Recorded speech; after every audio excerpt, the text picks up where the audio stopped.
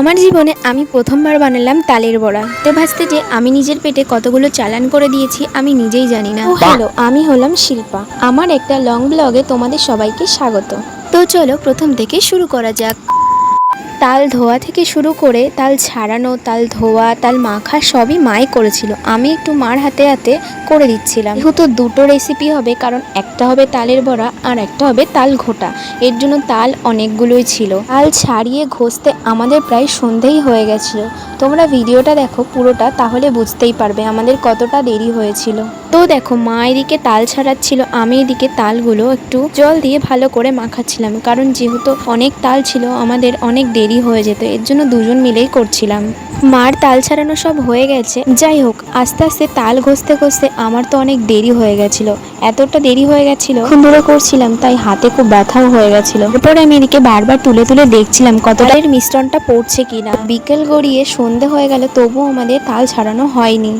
ওটা হলো আমাদের পুচকে দর্শক, কারণ আমি ভিডিও বানাচ্ছিলাম তাই ও এসে বলছে কি করছিস তুই পিসি। তো যাই হোক, আস্তে আস্তে আমি আর মা দুজন মিলে করছিলাম, এর জন্য আমাদের তাল প্রায় ছাঁকা হয়েই গেছিল। তারপরে দেখো কতটা দেরি হয়ে গেছিল, তোমরা তো বুঝতেই পারছো। তারপর আমি হাত পা ধুয়ে এদিকে সন্ধে দিতে চলে আসলাম। যেহেতু তালের ঘোটা হবে, মানে তাল রান্না করা হবে, তাই ওতে নারকেল দিলে খুব ভালো লাগে, এর জন্য আমি নারকেল কুটতে বসে গেছিলাম। তাল ঘোটা আমি অতটা বেশ পছন্দ করি না, কিন্তু তালের বড়াটা আমার খুব ভালো লাগে, এর জন্য আমি তাল ঘোটাতে কি দিতে হয় সেরকম কিছুই জানি না। পরে এইদিকে মা মাখতে বসে গেছিল। এর মধ্যে আটা, চিনি, সুজি দিয়েছিল আর একটু লবণও দিয়েছিল যাতে একটু টেস্টটা হয়। যাই হোক, আমার খুব খিদে পেয়েছিল বলে তাই আমি একটু জল বিস্কুট খেয়ে নিয়েছিলাম। তো দেখো, তারপরে এদিকে উনুনে কড়াই বসানো প্রায় হয়ে গিয়েছে, আর এদিকে হচ্ছিল চা, বাবার জন্য চা বানানো হচ্ছিল। তারপরে মা এদিকে এক এক করে তালের মিশ্রণটা দিয়ে দিচ্ছিল। গরম তেলের মধ্যে বড়াগুলো ছাড়ছিল, তাই দেখতে খুব ভালো লাগছিল। আমি এদিকে দুধের উনুনে দুধ জাল দিচ্ছিলাম। এদিকে দুধ জাল দেওয়া প্রায় হয়েই গিয়েছে। তারপরে এক এক করে অনেকবারই দেওয়া হয়েছিল। তো এদিকে আমি দুধ জাল দিয়েছিলাম কারণ তালের ঘোটা রান্না করব তাই। যাই হোক, প্রথমে তো একবার ভাজা হয়েই গিয়েছে। কেমন হয়েছে তোমরা অবশ্যই জানিও। খেতে তো বেশ দারুণই হয়েছিল। দেখতে আমি আর নিজেকে লোভ সামলাতে পারিনি, তাই একটা গামলা থেকে তুলেই নিলাম।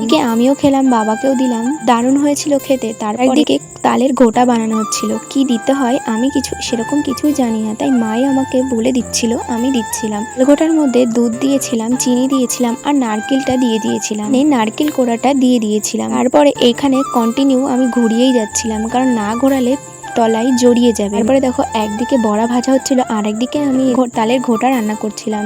তালের ঘোটার সাথে রুটি না হলে চলে, তা আমার যেহেতু তালের বড়া খাওয়া হয়ে গেছিল, তাই আমি এদিকে ভাত খেতে বসে গেছিলাম।